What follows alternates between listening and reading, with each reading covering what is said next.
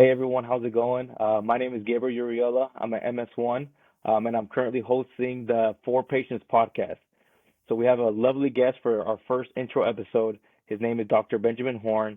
He's currently the director of cardiovascular and genetic epidemiology at Intermountain Heart Institute at in Utah, and he's also a clinic associate professor in the division of cardiovascular medicine at Stanford. He specializes in genetics and intermittent fasting, and I am so excited to pique his brain and his knowledge. And then also, I think before we get started, the mission of this podcast is just to provide high quality information from high class professionals who are experts in their field and make it tangible and digestible to the average patient so they can kind of feel inspired and take their health into their own hands. So that being said, with that intro, Dr. Horne, I hope I gave you a good enough intro, and then if there's anything you'd like to mention or talk about to start us off. Oh, that was perfect. Thank you. Thanks for inviting me. This is a pretty interesting topic, and I love to provide information to patients that can help them help their health. Awesome. So the age-old question, and I'm going to start it off with, is what is intermittent fasting and how can it be done? Well, that's a good question because there is actually a lot of confusion, I think, out there about what intermittent fasting is, what the definition is, what you should do to engage in it. And part of the thing is there are a lot of different definitions that both people in the general population and scientists and health professionals use. And so uh, the way I define it is that intermittent fasting is a regular stoppage of eating for an extended period of time, and that you might be drinking some fluids, usually just water, but that it does not include consuming any calories, any foods or items that would provide caloric intake. And there are different definitions. Some people call there's an alternate definition of fasting where you'll eat a small meal of 500 to 600 calories partway through a fast. But so there are actually all sorts of different regimens that also might be included. Some of them include stopping eating for 24 hours or even longer and not consuming anything. And then there's those where you're stopping eating for just 16 hours per day, and then you eat within an 8 hour time window. That's called time restricted eating. And that's Okay. one form of fasting. What we've been studying in our research is the 24-hour fasting, free of any caloric intake. And we encourage people to drink water in our research. So those are the typical ones. For the 24-hour fasting, there are different regimens on top of that where you might fast 1 day a week or 2 days a week, or in some situations every other day you're not eating. So some of these are very intense regimens and are difficult to do. And even once a week fasting can be a challenge for people who've not done it before. So Yeah. whether people want to do it or not, it going in, I always tell people to realize that it's not an easy thing. Oh, definitely. Yeah, it's definitely not easy, and I'm actually fasting right now. I haven't eaten since yesterday, so I thought, what better way than to try it during our podcast. But so kind of what I'm hearing, that there's multiple ways to fast. You can do a 24-hour fast. You can do an alternate day fast. And there's multiple ways. Even within one type of fast, you can kind of hit that regimen many different ways. Um, what is the minimum requirement needed for fasting, right? So like if I just ate lunch or I drank maybe like a nice coffee, will that break my fast, or kind of what's the minimum required to be considered fasting? And is there like an accepted consensus among scientists about what that minimum threshold is? Well, I don't know of any consensus among scientists on what a threshold would be. in my research, have been defining it as anything beyond consuming water would be breaking that fast. Hmm. But as you can imagine, there are physiologic pathways in our bodies that, for example, ketosis, where the body switches from using blood sugar to using fats, the stored fats in our in that tummy that we all have. Um, and You can eat a small amount and still maintain that ketosis, where the body is using the uh, ketones and fatty acids. But when I talk about fasting, I'm talking about total cessation of caloric intake, and there are some potential differences physiologically where you might be able to eat a very small meal when you're fasting, Hmm. and still lose weight. And so it's that calorie deficit can still exist even if you're eating a very low calorie diet. It may not be a technical fast where you're free of food, but you're still able to lose some weight, uh, and it makes it a little bit easier. Okay. For the metabolic benefits, though, there's that one side of the weight loss, and then it's possible actually, and it's been shown. We published a paper last year, and there are a few other papers out there that have shown that you can get metabolic benefits um, without losing weight, and that tends to come from having a longer period of time where you're free of any caloric intake. Okay. So it sounds like your research was looking at the 24-hour fast. I know there's a famous one that's, I think it's the 18-6. Um, do you feel like that, extra, what would that be? Extra, 6, 8 hours of fasting is going to improve your metabolic benefits like significantly, or have you found that 18-6 window that most people are aware of also is just as beneficial? It's not clear. It appears from the small amount of literature that is out there about this topic that every additional hour that you can fast provides some substantial additional benefit for your metabolism. At some point, it does level off. It kind of plateaus, but up through 24 hours and maybe even 36 hours, there is a potential benefit for every additional hour. Having said that, the 18-6 time restricted eating, or 16-8, where you're fasting 16 to 18 hours every day, um, people tend to do that every day of the week, and so that the summation of all that time that you're fasting in any given week potentially would add up, and it's the mass of time that you're fasting that really provides the benefit that people see. If you're just fasting one day a week for 24 hours, you might be getting something similar as far as your metabolic health, compared to fasting 16 hours a day for every day of the Inter- week. Interesting. So kind of enduring that extra little bit of pain one day can potentially equal that regimen if you break it up into 5, 6 days out of the week. I think that's very interesting. Yeah, and it depends. Different people are able to endure different regimens, and so when I talk to patients about it, I tell them to do what works for them. That there's no one best way that we know of at this point to do fasting, and the real thing that is going to benefit them is if they're doing it. Okay. If it's too hard to do a certain regimen and they stop doing it, well, they stop getting the benefits. And so doing what's good, what works for them is really what is going to provide the best and most benefit.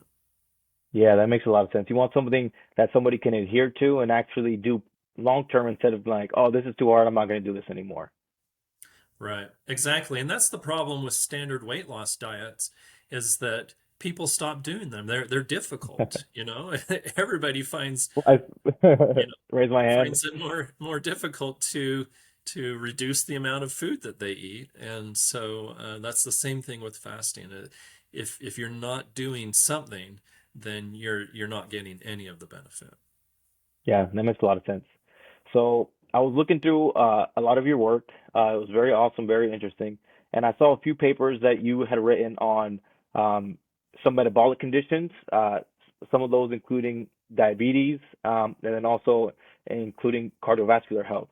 So I guess, oh, and I saw something really interesting that you mentioned in one of your papers was that there was a study that where, or maybe it was a case report, that three patients who did a certain regimen of intermittent fasting who had diabetes were completely able to get off of insulin.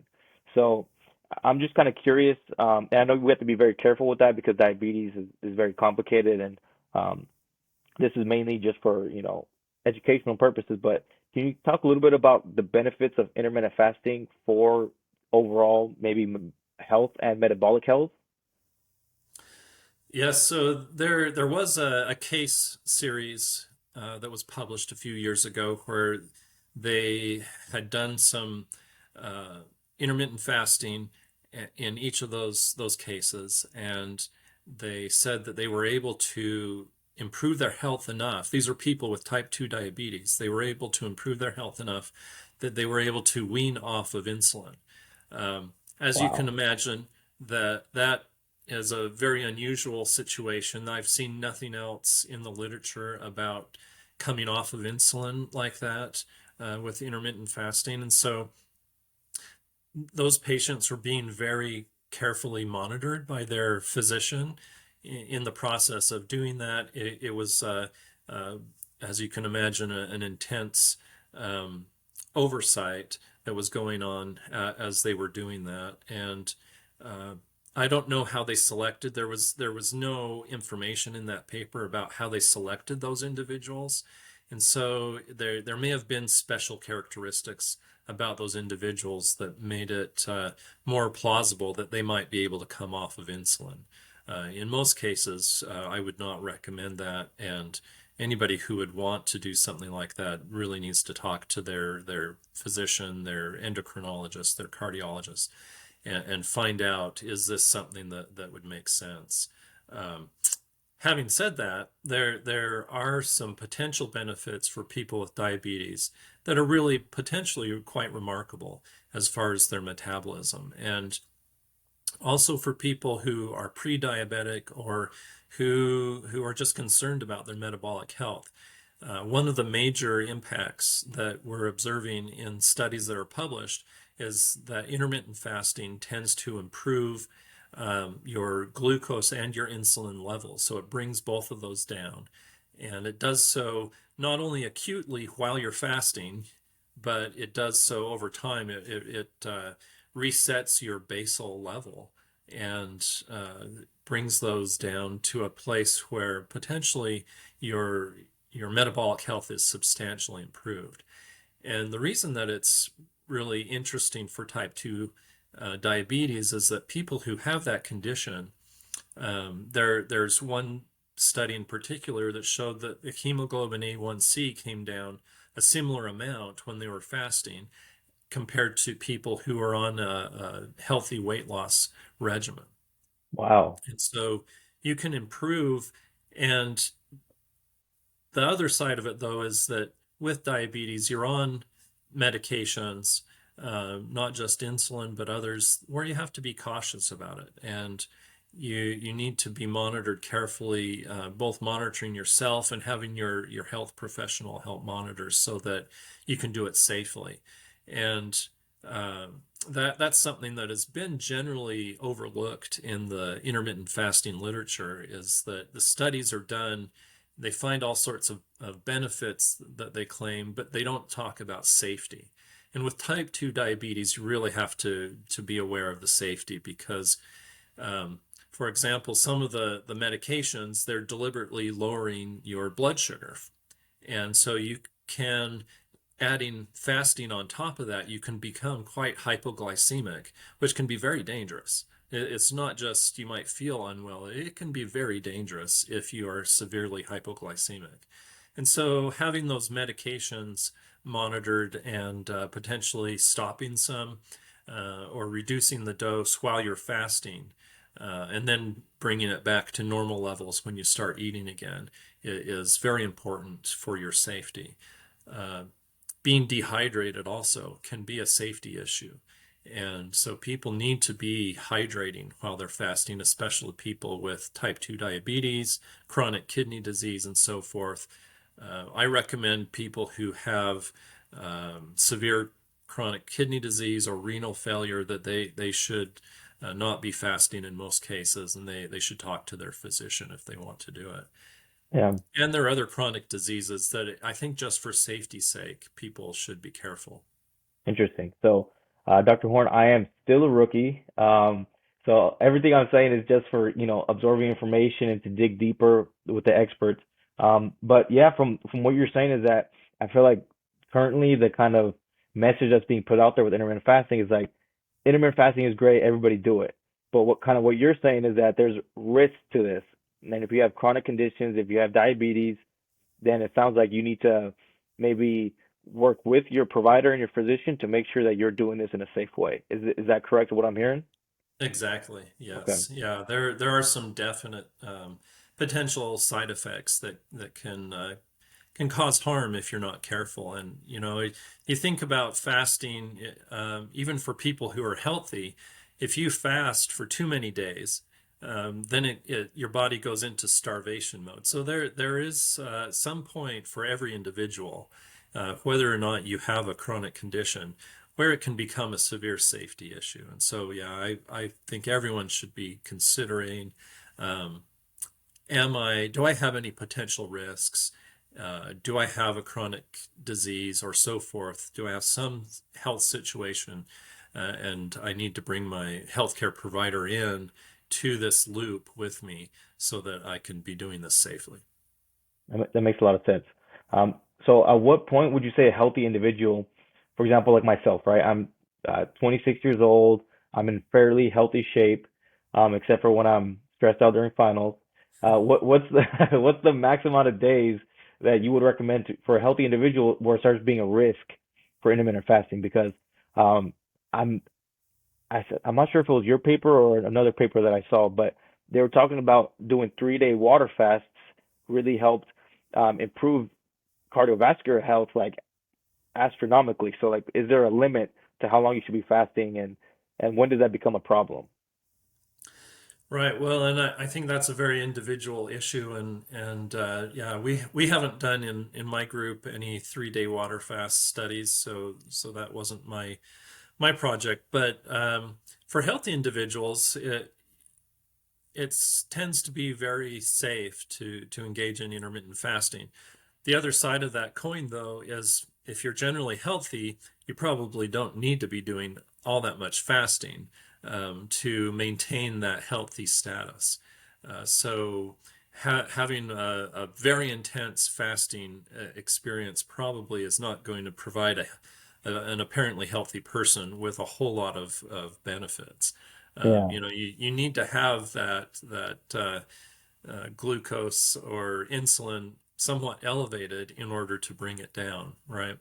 Um, the kind of easy answer there is we just don't know at this point what the optimal amount of fasting is for any individual.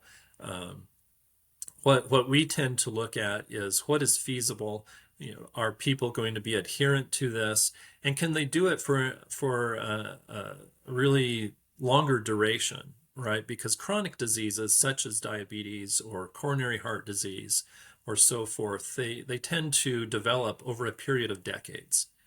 And so someone who's in their 20s generally won't have type 2 diabetes in a full-blown clinically diagnosable situation, but you might have your glucose is coming up, your blood sugar is a little higher than you'd like it to be, or so forth. And so getting a little bit of benefit over a period of years is going to be more beneficial to your health than waiting until you're 60 and you have the diagnosis of diabetes, and you have to do a lot more because some of the damage has been done and you can't reverse it very easily. So we really look to the adherence, the ability to maintain and do a small amount over a longer period of time. Wow. That's actually the first time I've heard that breaking down of intermittent fasting because you kind of, you know, in general, what I've heard, from other people or just podcasts or, TV or, all those different media outlets is kind of like just do intermittent fasting. They don't say that just one day a week across multiple years can really improve your health. So that's a great way of putting it that like people think it's kind of this daunting thing, like, oh, I'll be starving all the time. I'm going to not really enjoy my food. I'm going to be tired at work. But if you put it like that, where it's like, 1 or 2 days a week can really have long-term impacts and it's going to be practical and you can adhere to it. So that's really cool to see. I did not know that before. Yeah, and I Um, think people really can benefit from that perspective of saying, and even people who find it difficult to do 1 day a week, work up to it. If you want to do fasting, but it's difficult to do a 24-hour fast, start out doing a 16-hour fast and do that a few times a week for several weeks or for a couple months and get used to it. And then add a few hours, go up to 18 hours, and then go up to 20. And it's more, and I think it probably is kind of unique to our research group here, but have that long distance perspective that really what you want is lifelong health. And you're not trying to, in most cases at least, you're not trying to just have rapid weight loss because that's very difficult. And usually, even people who succeed at achieving rapid weight loss, they will end up stopping at some point and say, "Hey, I lost all the weight." But they're still eating the same, they're still doing the same amount of physical activity, and so they don't keep the weight off. It really needs to be a lifestyle where you have that long-term goal in mind of having a lifelong health. Beautifully said. And then on that topic of weight loss, can you talk a little bit about intermittent fasting and weight loss? Um, I know everyone's like, yeah, I want to get slim for the summer. I want that summer body. And people see intermittent fasting as that kind of that one-way ticket to doing it. Can you talk a little bit about weight loss and intermittent fasting, and if possible, kind of tie in caloric restriction and intermittent fasting? Do you need to keep your calories the same, or do you keep them the same and then lose weight, or do you have to lower them plus fasting to really see that weight loss? Well, that goes back to our discussion about the frequency of the fast, and it's actually been shown that you can, with a fairly frequent 2 to 3 days a week of fasting, two 24-hour fasts or three 24-hour fasts per week, you can lose substantial amount of weight. That is a pretty intense fasting regimen. You can imagine that fasting every other day is going to get old pretty fast. You have to be very dedicated Yep. to it. There are people who can do it. There are people who are doing it, and they're losing a lot of weight by doing it. But I think the average person that's pretty intense, and it's going to be something that they will need to lower their caloric intake on days when they are eating. That's where the time restricted eating comes in, and a lot of people find it more amenable to their lifestyle to do the 16-hour or 18-hour per day fast, where they're eating some every day, but they are fasting every day as well. And people are losing weight doing that. The literature is not as strong. There are not very many actual trials of time restricted eating that are out there, and they tend to be smaller groups of people who have engaged in those studies. So the evidence is not as clear, but I personally know many people who are doing time restricted eating, and they are losing weight. But yeah, looking at your actual caloric intake also, though, for days or times when you are eating, um, you're going to lose more weight if you can maintain a control on that intake of calories at the times that you are eating. Um, Again, that's going to add a little bit more difficulty because maybe you'll cut out snacks or so forth, and it just I don't know of any easy way to just lose all the weight. You know, people have to put in a little bit of effort there in some way, but there are the nice thing about it is there are these different regimens, and you can tailor it to what works best for you. You know, going back to what we talked about before is do what works for you because uh, even with 1 day a week of fasting, which is what we've been focusing on recently in our interventional trials, we find that people do lose um, about a pound a month. So over a 6 month period, people lost about 6 pounds. Uh, Wow. so that's not rapid weight loss. That's not going to turn your body into the beach ready Into the rock. situation. You know, if you have a little bit more than you want, but that's some healthy weight loss that you can maintain over a long period of time. Doing Yeah. 2 to 3 days a week or the time restricted eating, it is possible to lose substantial amounts of weight. Um, but if you do that, realize that you're going to at some point, you'll have lost the weight. You're going to want to keep doing some sustained level of fasting after that. Maybe you pull back once you've lost the weight that you want to lose. You pull back to 1 day a week fasting or something like that as a maintenance level so that you can maintain that healthy situation. Yeah, that's an amazing point because I've noticed with myself and also friends and family members that they do these sexy beach ball diets, or they'll do Nutrisystem, or they'll do the New Year's resolution, and then they're really dedicated for 3 months. They have all that discipline, and then they kind of use it all up, and then they're done for the rest of the year. So what you're saying is, you know, if you're going to use this for rapid weight loss or more elevated weight loss, you can do it, but tone it back down after instead of 3 days a week, tone it back down to 1 day a week so you can actually keep the weight loss Right. later on. Am I hearing that right? That's right. Yeah. So that you can Okay. maintain that healthy weight once you achieve it. Okay. Awesome. Um, so I have one question for you, and I think I'm going to try to make this a consistent question. But okay, I actually have two questions. So first off, can you define what metabolism is? Because I feel like we all throw around the word metabolism and no one really knows what it means.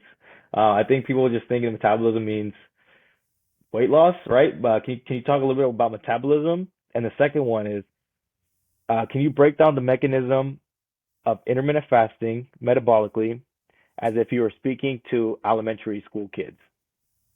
Okay. Well, yeah, I think the metabolism is a very complex physiologic system that keeps our bodies running, getting the energy to the right places so that our tissues are healthy. Uh, so it can be of something very complex to discuss. I think on a basic level, it's getting the energy from your food out to your body so that your body is running in a healthy and consistent way. And there are a lot of parts of that system that can go awry. And the basic parts of it are you using blood sugar for your energy? Are you using ketones and fatty acids? That's where fasting and the ketogenic diet come in.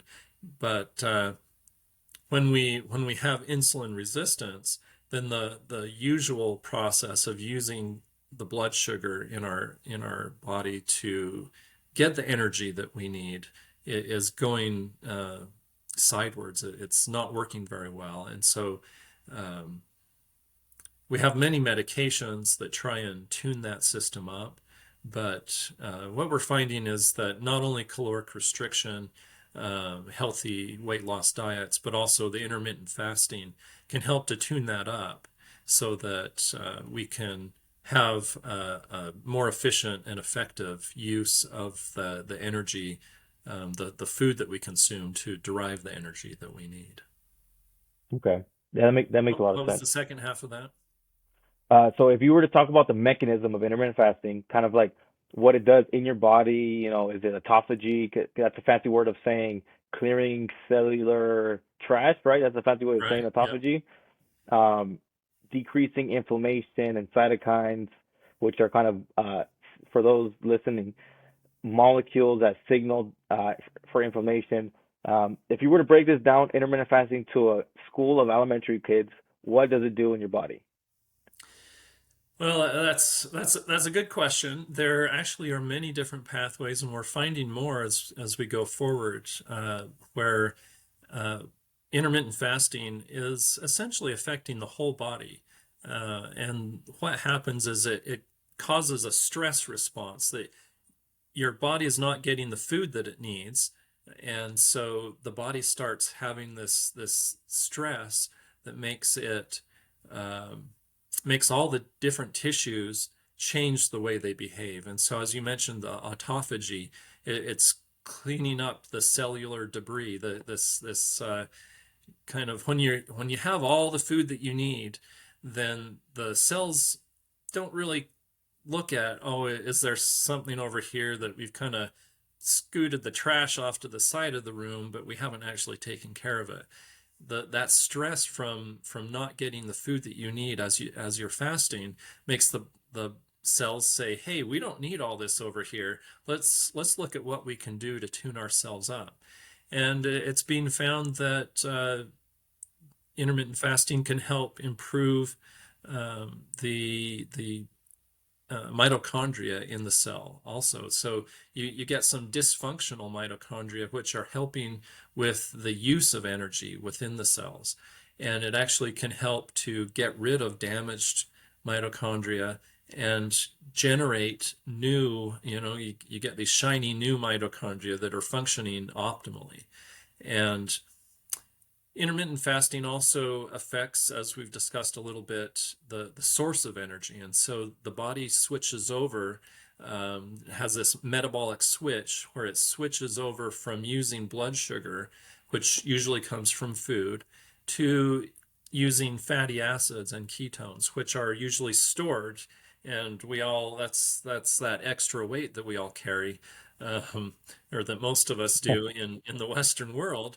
Yes. Um, it is all those stored fatty acids and ketones that we're able to then use for energy.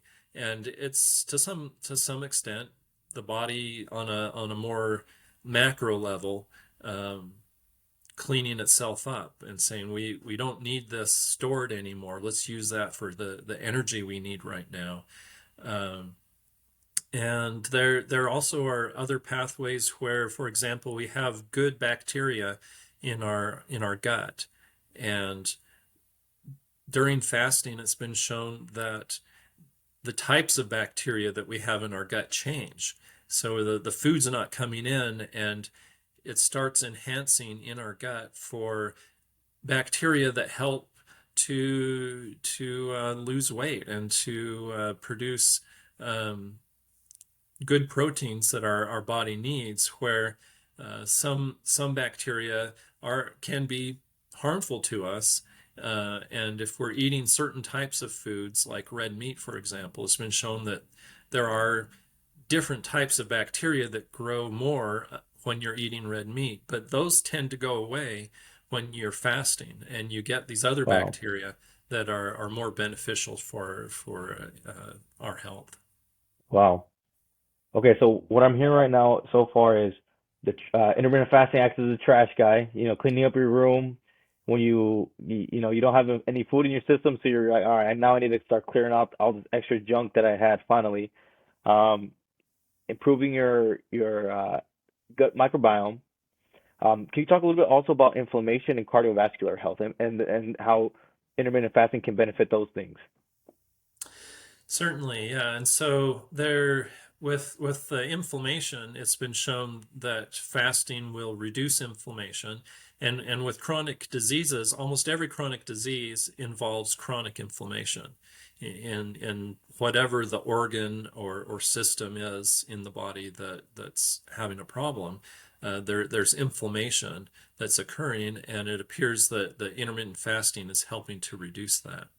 Um, as far as cardiovascular health, there are numerous risk factors that we know of that together or individually, when they're very severe, can lead to cardiovascular disease. Um, those include cholesterol levels, blood pressure, blood sugar, um, and just weight in general. And so fasting can bring your weight down.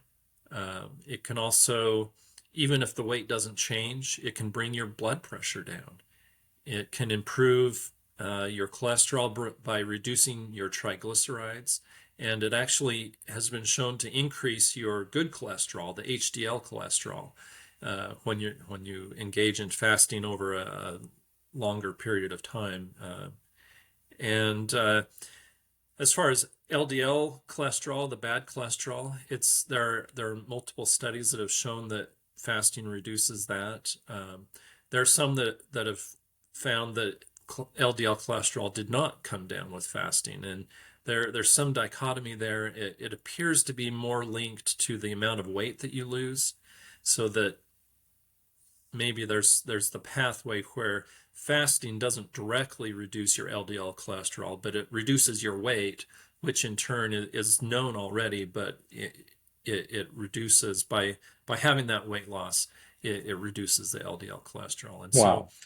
any of those factors for cardiovascular health, if you lose weight, those will improve. Your blood pressure will improve, your cholesterol will improve, and so forth. But there actually are some of those, like the blood pressure and the triglycerides and the HDL, that also improve even if you're not losing weight. Wow, that's so interesting. So, what I'm hearing with intermittent fasting is I'm hearing improved in sugars, lipids, your HDL potentially increasing, your LDL decreasing, your triglycerides lowering. It can improve your overall heart health. It can improve your gut microbiome, um, and some of some of those inflammatory markers that are associated with chronic disease. So kind of what I'm hearing is that everybody go do intermittent fasting tomorrow, and not just joking, with the help of your provider, of course. But that's amazing. So this seems like it's going to be a very, very awesome tool that a lot of people can use to really improve their health. Um, I asked a few people before getting onto this podcast, what are some questions you wanted to hear directly from the source? So one person told me that they sometimes when they do intermittent fasting, they feel really good at first. And I also noticed this as well. So around, let's say you ate last night like 6 or 8 p.m. the day before, and then you're fasting in the morning, you feel really sharp. I'm in class or I'm studying and I feel laser focused. But this person said that after around maybe 9 or 10 o'clock, that laser focus goes away and he starts feeling fatigued and he starts feeling kind of sluggish and, maybe a little bit more foggy brained. Can you kind of talk about if there's an adjustment period that you need to get used to intermittent fasting, or is this sometimes just not for everybody? Well, that's interesting that they're reporting that, and that's something that I hear from people as well, is that you get this focus, this period of focus, but then you have, depending on how long you fast, you'll go through these cycles of having some focus and then losing the focus and feeling Hmm. hungry, and then after a certain amount of time, the hunger goes away. So there are periods where you go through more difficult parts as you're doing the fasting, that you're in the actual fasting period. Um, I think that changes over time as you become more accustomed to fasting. Then that improves, and you don't see the difficult parts, difficult times as much. You're used to it, and so it doesn't. Your perception of it changes. Really, I think is what I'm looking for. I see. And as far as the focus, there is some evidence. It's not terribly strong, but there is some evidence that your cognitive function will improve when you're doing intermittent fasting, both while you're in the middle of the fasting period, but then over time, just the basal level of cognitive function will improve as well. And there's some thought that it might improve your or reduce your risk and improves your brain function enough that it reduces risk of dementia. There haven't been any studies that are long enough period of time for intermittent fasting to really say whether or not that long-term outcome of reducing your risk of dementia is occurring. But it's something that's really intriguing, and we're hoping to do in some of the studies that we're engaging in, where we have some uh, long period of observation. Um, Interesting.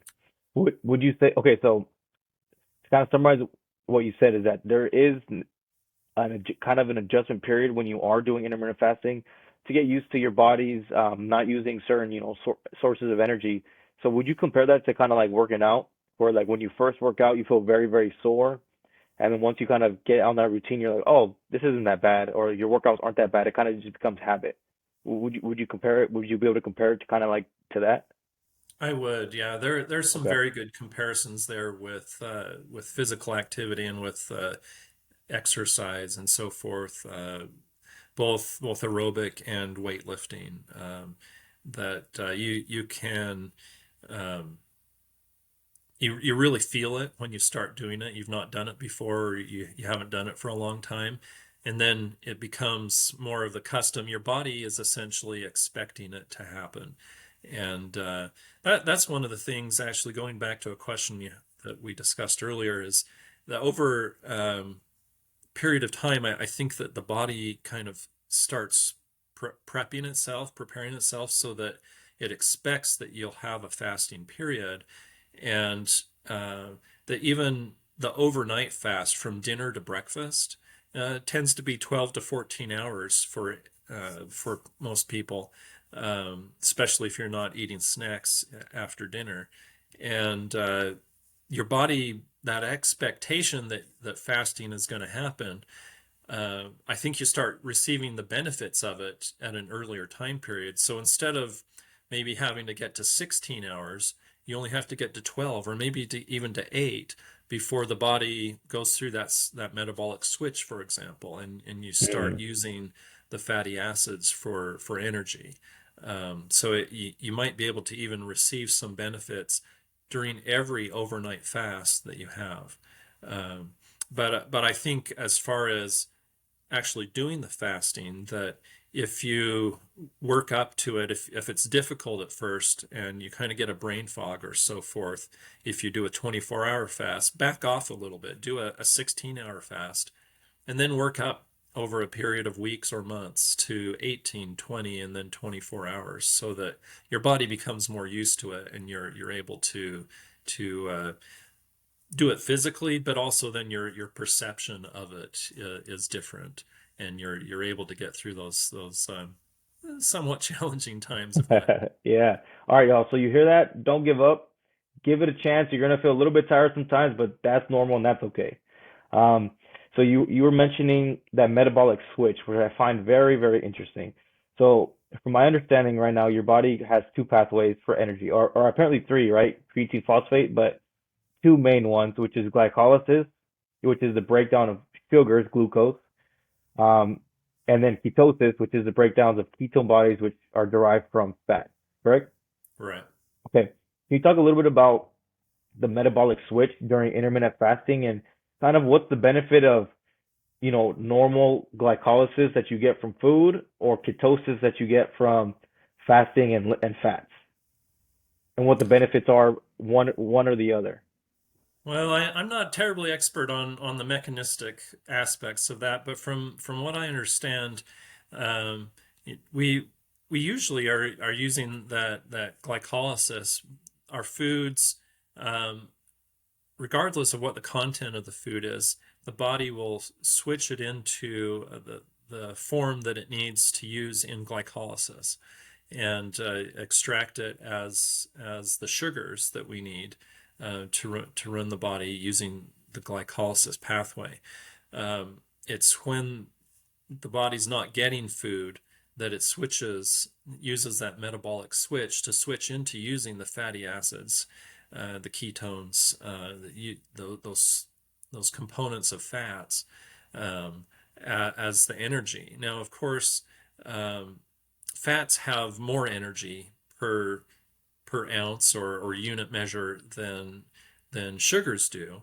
And so there is some potential benefit of getting more energy actually at any given location where the energy is used. And that's actually one of the most intriguing things that we've seen recently, the last few years in our research, is uh, one of the things that is coming out now is fairly preliminary data, but a few studies, mostly in animals, but a few, including a couple of studies from us in humans, is that fasting helps to reduce the risk of heart failure. And the heart failure where it's the muscle itself is not pumping as strongly as it should. And one of the mechanisms that is thought to be occurring is that when you go through that metabolic switch and you're using the fats for energy, that you're actually the muscle cells derive a stronger contraction. It's pumping a little bit harder because you're getting more energy out of the fats.